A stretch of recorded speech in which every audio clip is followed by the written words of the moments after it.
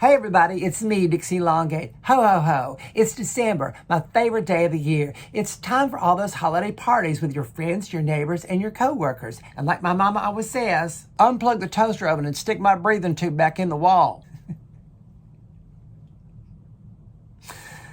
I'm from the South, and we have a motto, never show up to a party empty-handed. So I always bring something like a baked good or a potted plant or a pack of diapers. Adult or for children, depending on the age of the person that invited me to the party in the first place, because that stuff is expensive, so you gotta help out. I'm gonna give you a couple of rules of etiquette to use for your upcoming holiday party invitations. Number one, if the party starts at 7:30, do not come before 5 till 8. You need to give the host that 25 minutes to be able to take all the food that they prepared out of the fridge, put it on the table, take off the cling wrap, and present it to you. Because if you get there on time, you're gonna walk into the kitchen, think there's no food, you're gonna continue out the back door, down the steps, past the gully, and you're gonna go to that folding table bar that they made. You're gonna be drinking all night and forget that you didn't have anything to eat the entire day. And by the time you get back to that kitchen, all the food's gonna be cleared out. Number two, always leave early. Don't stay till the end of the party. Because as somebody that's been invited to a lot of parties in my day, I'm going to tell you one thing I've learned for sure. The amount of time you stay at a party is directly proportional to the amount of discomfort you're going to feel at the end when you're standing in the kitchen with a drink in your hand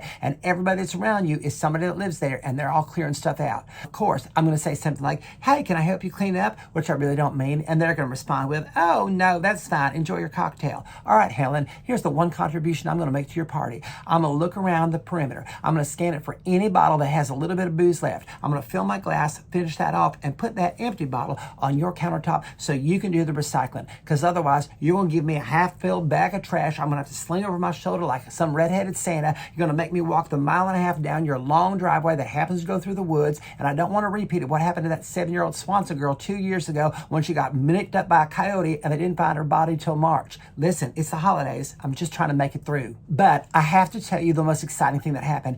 I got invited this past weekend to a homosectional holiday party. Oh my Lord, it's the very best thing that's ever happened to anybody in the world ever. Let me tell you why. All the guests are gorgeous, they're well dressed, the food is amazing, and they all smell like a fresh baked Christmas cookie. And they all bring a gift. And what is that gift? A bottle of booze. And not the stuff that you make in the bathtub either. I'm talking about the real booze with a label on it that's got foreign words on it so you know it's imported. Now, do you think the host would miss a bottle or two from this giant windfall of booze they just got?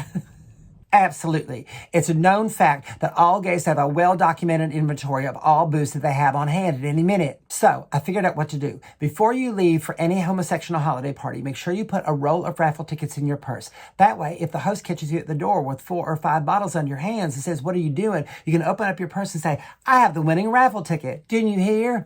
You must have been in the kitchen making a new charcuterie board for your guests.